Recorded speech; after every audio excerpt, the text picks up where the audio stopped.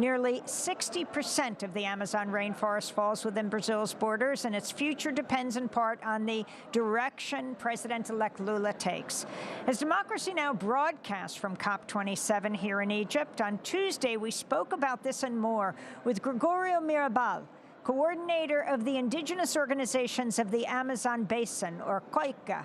He's an indigenous leader from the Venezuelan Amazon and one of the highest profile people from the Amazon at this summit. His colleague, Atosa Saltani, interpreted for him. She's the director of global strategy for the Amazon Sacred Headwaters Initiative, founder and board president of Amazon Watch. I asked Gregorio Mirabal what he is calling for here at COP27.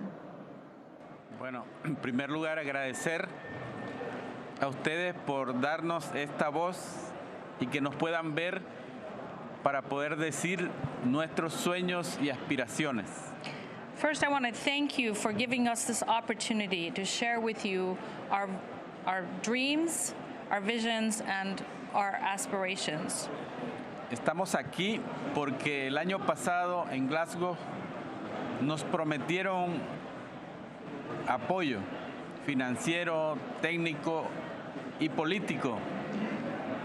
Y hemos regresado aquí a Egipto porque queremos ver cómo se va a implementar esas promesas y esas acciones a partir de ahora, porque ya ha pasado un año y no se han cumplido los objetivos.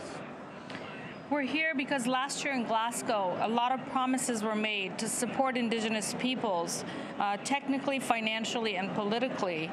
Towards the implementation of this action, we are back here working to make sure that there's implementation of those promises. So far, there hasn't been progress. Y hemos dicho nuevamente, once again, we're here to say that the Amazon is reaching a point of no return. We announced that last year, and we're here again saying that the Amazon needs urgent action. And we, indigenous peoples, are bringing forth solutions. Scientists agree that indigenous peoples are doing the best job as protectors of the forest, and that indigenous solutions need to be supported. So once again, we're here to demand the technical, political, and financial support that we need to continue to protect our forest and avoid the tipping point. The significance of the Atabapo River, which now sits at the tri-border of Brazil, Colombia, and Venezuela. Donde yo vivo, está el río. Where I live, where I come from, is the union of four important rivers: the Atahualpa, the Huaina, the Rio Negro, and the Orinoco.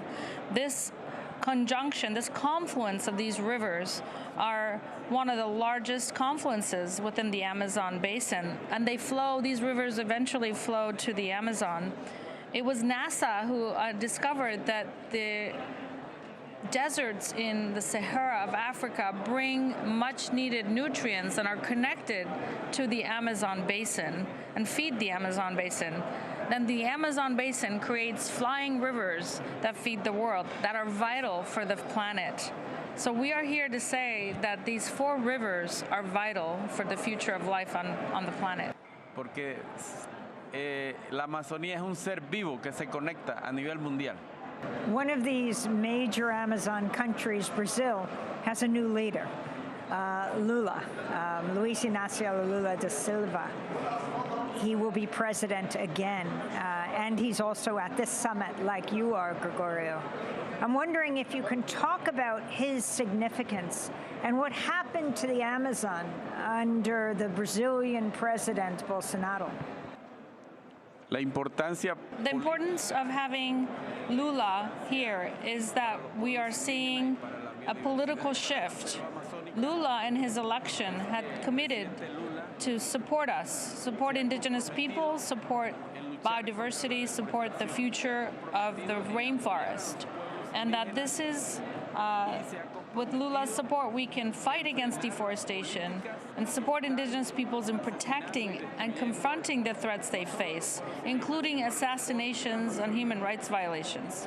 La política de Bolsonaro estaba destruyendo la Amazonía. Bolsonaro was bent on the destruction of the Amazon, on Under his leadership, we saw an increase in deforestation, and we saw an increase in human rights violation for all of the indigenous peoples. Bolsonaro put at risk the entire Amazon basin, as well as all of humanity. With Lula coming into office, we are hopeful that he will follow through with his promises to protect the Amazon and to avoid a tipping point and to help indigenous peoples protect their territories. You're from the area that is known as Venezuela. What is your assessment of Maduro, the president of Venezuela, and his treatment of indigenous people and the Amazon region? Bueno, en los últimos años, The last 4 years I've been focused on all of the Amazon basin, but what I can tell you that the big threats to the Venezuelan Amazon are deforestation and illegal mining, and that for years this has been increasing. The rate of deforestation has been increasing. However, recently, President Petro of Colombia has managed to convince President Maduro to come back to the negotiations here at COP, to step up into his commitment to protect the forest, to join the efforts of Lula, Petro, and the world in protecting the Amazon. And hopefully that's not just a promise, and that it is actually what ends up happening, because we are urgently needing for this to happen.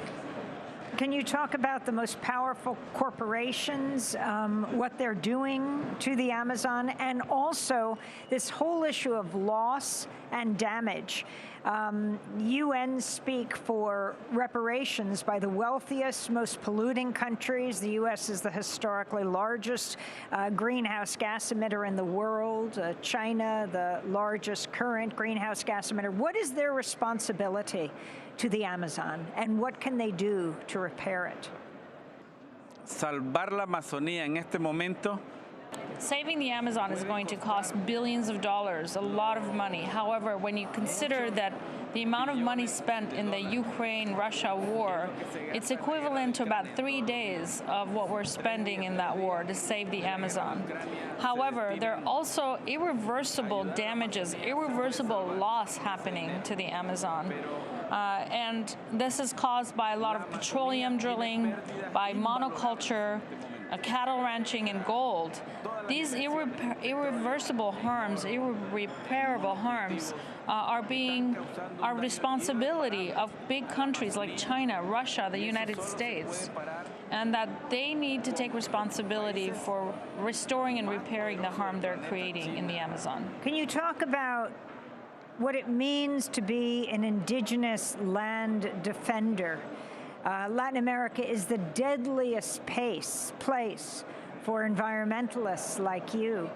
How do you both defend the land and defend yourselves? En estos momentos, nosotros estamos... In this moment, we're calling for the ratification of the Escazú Agreement. This agreement would help to prevent assassinations and persecution of indigenous land defenders. Right now, to be a defender of the forest in Ecuador, Peru, Colombia, or Brazil, it is really literally accepting a death sentence. And what we're seeing in many cases, indigenous peoples have been charged with lawsuits, have been basically sued, and are facing criminal charges. For example, the leader of the indigenous peoples of Ecuador, Leonida Isa, has 16 cases, 16 charges against him. And so for leaders in the Amazon, we have to protect their life and their ability to be defenders. In each day, 2 indigenous leaders are assassinated in the Amazon basin, and this has to change. Gregorio Mirabal, indigenous climate activist from the Venezuelan Amazon, coordinator of COICA, that is the indigenous organizations of the Amazon basin. Coming up, we hear from more indigenous land defenders from Central America, from Guatemala and Mexico. Stay with us.